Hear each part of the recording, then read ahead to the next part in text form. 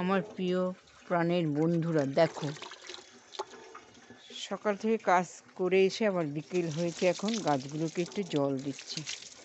জল না দিলে এদেরও তো হবে না, বলো। এদেরও তো একটা প্রাণ আছে, তাই জন্য এদিকে এখন একটু জল দিতে এসছি। দেখেছ, এদের তো জলই খাবার। শীতকালে দেখো এরা একদম শুকিয়ে কাঠ হয়ে গেছে, জলই পাচ্ছে না, তাই আজকে একটু জল দিতে এলাম।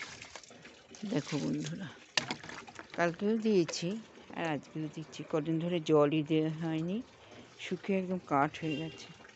দেখেছ প্রিয় বন্ধুরা, দেখে না, গাছগুলোকে একটু যত্ন করে জল না দিলে কি হবে বলো। যত্ন তো করতেই হবে, গাছ যখন পুঁতেছি এদেরকে তো খাবার দিতে হবে, তাই না বলো।